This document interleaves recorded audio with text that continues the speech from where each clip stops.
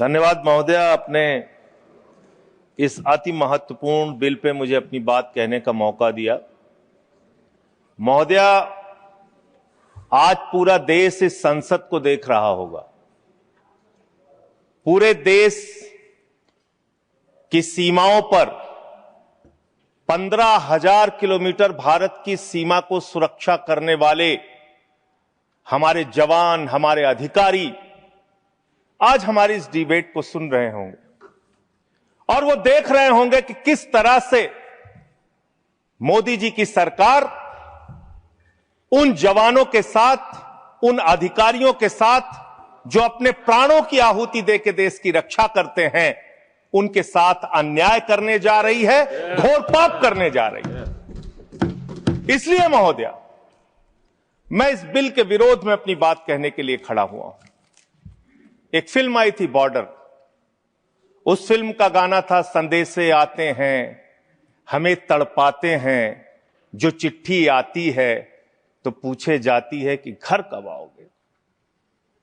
हम तो पार्लियामेंट का सेशन खत्म होता है घर जाते हैं, लेकिन हमारे वो जवान जो सीमाओं की रक्षा करते हैं वो घर नहीं जा पाते। दिवाली हो, होली हो, तमाम त्योहार हो, शादी हो, ब्याह हो, चाहते हुए भी अपने घर नहीं जा पाते। महोदय, देश की 15,000 किलोमीटर की सीमा की सुरक्षा ये सीएपीएफ के जवान और अधिकारी करते हैं। और मैं बड़ी विनम्रता पूर्वक आपके माध्यम से सरकार से पूछना चाहता हूं, क्या उनकी मौत को आप शहीद का दर्जा भी देने को तैयार नहीं है? शर्म नहीं आती आपको? आप हमारे जवान जो शहीद होते हैं, सीएपीएफ के, बीएसएफ के, एसएसबी के, सीआईएसएफ के, सीआरपीएफ के, आईटीबीपी के, उनको शहीद का दर्जा भी नहीं देते। सीआरपीएफ के 40 जवान पुलवामा में शहीद हुए, उनके नाम पर घूम घूम कर पूरे देश में प्रधानमंत्री ने वोट तो मांगा, लेकिन उनको शहीद का दर्जा नहीं दिया। कितना बड़ा गुनाह आप उनके साथ कर रहे हैं। महोदय, मैं आपको बताना चाहता हूं कि पिछले 50 वर्षों में एक दो नहीं, तमाम कमेटियों ने सीएपीएफ के अधिकारियों के पक्ष में रिपोर्ट दिया, रिकमेंडेशंस दिया, सरकार से अनुरोध किया कि उनको उनका अधिकार मिलना चाहिए। और यह अधिकार क्या है महोदय? 2025 मई का सुप्रीम कोर्ट का निर्णय है जो कहता है, cadre review with in 6 months, slowly reduce the deputation of IPS officers with in 2 years। यह सर्वोच्च न्यायालय का निर्णय है, कोई हमारे घर से निकला हुआ निर्णय नहीं मान्यवर। और यह सर्वोच्च न्यायालय का निर्णय है महोदय, ये लोग बदल रहे हैं, ये पूरा देश आज देख रहा है इनको। इसके पीछे कारण क्या है? वो कहते हैं कि पे लेवल 10 पे गजेटेड ऑफिसर्स के रूप में आईपीएस भी भरते हैं, यूपीएससी का एग्जाम पास करते हैं, और जो सीएपीएफ के अधिकारी हैं वो भी पास करते हैं। इसके आधार पे निर्णय आया। और 6 जो अलग अलग कमेटियों की रिपोर्ट आई, 1970 में एलपी सिंह जो सेक्रेटरी एमएचए थे, उन्होंने कहा, finding avenues of promotion for officers of the IPS can not be the overriding objective. It would be very harmful to the morale of the force if in or anxiety to put IPS officers as commandants, we were to deny promotion to experienced officers who have worked hard and proved themselves. फिर दूसरी report आई 66 से 77 में, KF Rustam जी की first director general BSF. तीसरी report आई V G कानेतकर की 1966 में। फिर चौथी रिपोर्ट आई 2008 में आईएमएम अहमदाबाद की। फिर 5वीं रिपोर्ट आई 2015 में 7th पे कमीशन की। और 2 महत्वपूर्ण रिपोर्ट आई, मुझे लगता है चिदम्बरम साहब यहां नहीं बैठे होंगे, एक चिदम्बरम साहब की कमेटी की रिपोर्ट आई और एक एस्टीमेट कमेटी को चेयर कर रहे थे आपके आदरणीय पुरोधा, भारतीय जनता पार्टी के पूर्व अध्यक्ष मुरली मनोहर जोशी जी। उनकी रिपोर्ट थी कि सीएपीएफ के अधिकारियों को प्रमोशन का वैसा ही मौका मिलना चाहिए जैसा कि आईपीएस अधिकारियों को मिलता है। ये मुरली मनोहर जोशी और पी चिदम्बरम जी की रिपोर्ट है। वो गृह मंत्री रह चुके हैं भारत सरकार के। इसके अलावा अब मैं इनकी शहादत के बारे में बताना चाहता हूं। उनकी संख्या जवानों की और अधिकारियों की 11 लाख है। CRPF 3,13,678, BSF 2,92,000, CISF 1,60,000, ITBP 89,000, SSB 97,000। ये इनकी संख्या है पूरे देश में। महोदया, इनकी शहादत जो हुई है आपको जानना चाहिए, पूरे देश को जानना चाहिए कितनी बड़ी शहादत है इनकी। सीआरपीएफ के 62 जवानों ने अब तक अपनी शहादत 62 अधिकारियों ने अब तक अपनी शहादत दी है और सभी रैंक के अधिकारियों और जवानों को मिला दिया जाए तो 2290 अधिकारियों और जवानों ने अपनी शहादत दी है। बीएसएफ के 85 अधिकारियों ने अब तक अपनी शहादत दी है और 2014 सभी रैंक के अधिकारी और जवानों ने अपनी शहादत दी है। सीआईएसएफ के एक अधिकारी ने अपनी शहादत दी है और 126 सभी रैंक के जवान और अधिकारियों ने अब तक अपनी शहादत दी है। आईटीबीपी के 13 अधिकारियों ने अब तक अपनी शहादत दी है और 182 सभी रैंक के अधिकारी और जवानों ने अब तक अपनी शहादत दी है। एसएसबी के 5 अधिकारियों ने अब तक अपनी शहादत दी है और सभी रैंक को मिला लिया जाए तो 51 अधिकारियों ने और जवानों ने अब तक अपनी शहादत दी। वीर गति को प्राप्त हुए, उनको तो शहीद आप मानते भी नहीं हैं। महोदया, मैं कुछ बड़े हमले जो देश में हुए उसको बता के, जब 2001 में भारत की संसद पे हमला हुआ, यह संसद अगर सुरक्षित है तो हमारे उन्हीं सीएपीएफ के जवानों की बदौलत सुरक्षित है।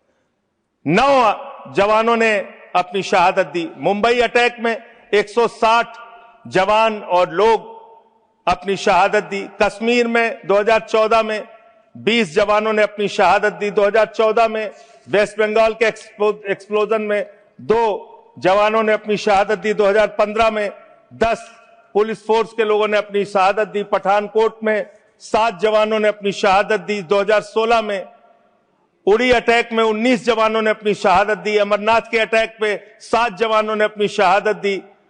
सुकमा अटैक में 9 सीआरपीएफ के जवानों ने अपनी शहादत दी और 2019 में 40 सीआरपीएफ के जवानों ने अपनी शहादत दी। पूरे देश में उनके नाम पे आपने वोट मांगा, लेकिन उनको शहीद का दर्जा आज तक नहीं दिया।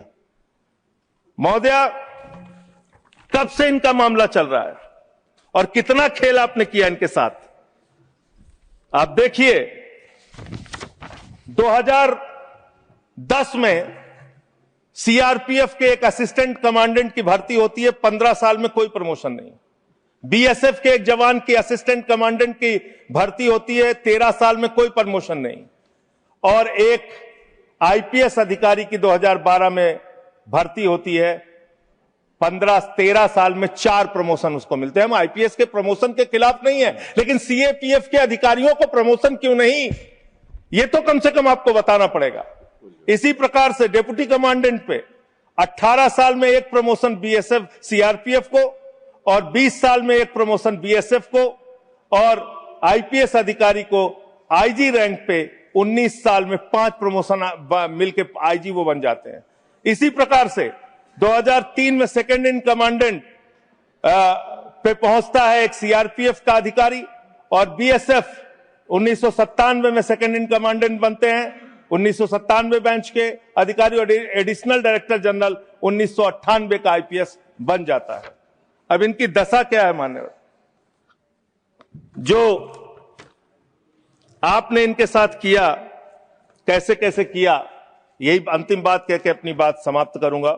कब से ये लोग कानूनी लड़ाई लड़ रहे हैं? 2012 में इन्होंने हाई कोर्ट दिल्ली में एक रिट पिटीशन दाखिल किया। फिर 2015 में इनको दिल्ली हाई कोर्ट से इनके पक्ष में आदेश आया। 16 में फिर आप इनके खिलाफ चले गए। फिर फरवरी में सुप्रीम कोर्ट ने आपके आदेश, आपकी एसएलपी को रिजेक्ट किया। फिर 2 अप्रैल 2019 में फिर इनके पक्ष में आदेश आया, फिर 3 जुलाई 2019 को, सबसे महत्वपूर्ण यह है महोदया, 3 जुलाई 2019 को मेरे ख्याल से 2 कैबिनेट मंत्री तो हैं, वो जरूर रहे होंगे उस कैबिनेट में, कैबिनेट ने पास किया महोदया, इसी सरकार के कैबिनेट में। क्या लिखा है इसमें?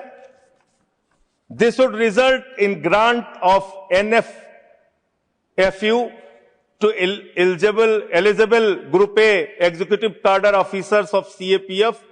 The decision would also benefit Group A executive cadre officers of CAPF for availing the benefit of NFSG at an enhanced rate of 30% as per guidelines.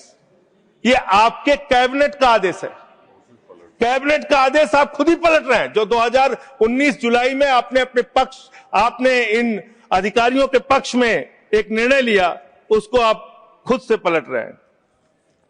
महोदया, मैं आपके माध्यम से इस सरकार से कहना चाहता हूं, इन जवानों के साथ, इनके अधिकारियों के साथ ये अन्याय मत कीजिए। ये देश आपको माफ नहीं करेगा। ये भारत की सुरक्षा करते हैं, सीमाओं की सुरक्षा करते हैं, संसद की सुरक्षा करते हैं, एयरपोर्ट की सुरक्षा करते हैं। इन जवानों के साथ ये घोर अन्याय मत कीजिए। हालांकि आपको अन्याय करने की और अपमान करने की आदत है। स्वर्गीय बीजू पटनायक जैसे बहादुर व्यक्ति की आपने अपमान किया। आपसे बीजू पटनायक जैसे बहादुर, मैं महोदया इसी से इस विषय पर मैं खत्म कर रहा हूं। 1948 में पंजाब रेजिमेंट को युद्ध के वक्त बीजू पटनायक जी ने एक पायलट के तौर पर सीमा पे पहुंचाया था। आप उनको CIA का एजेंट कहते हैं। शर्म आती है आपके ऊपर। ये आप कर रहे हैं। आप अपमान करते हैं लगातार जिन्होंने इस देश के लिए अपना योगदान दिया।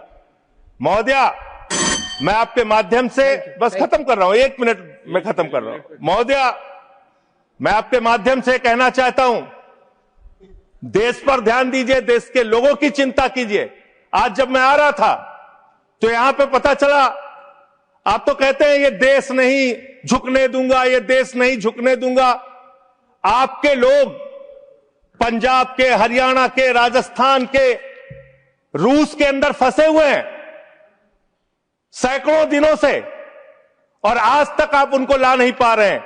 देश की सुरक्षा के बारे में आपको ध्यान नहीं, विदेश नीति के बारे में आपको ध्यान नहीं, आपकी विदेश नीति का कोई अता पता नहीं। बावजूद इसके आप एक बिल लेके आ रहे हैं जिससे कि अधिकारियों का हक छीनने और मारने का काम आप कर रहे हैं। मैं इस बिल के विरोध में हूं, और जो अमेंडमेंट्स हमने दिए हैं उसको सरकार स्वीकार करती है और इसको बिल को सिलेक्ट कमेटी में भेजती है, तो इसका पूरा अध्ययन किया जाएगा। Very good.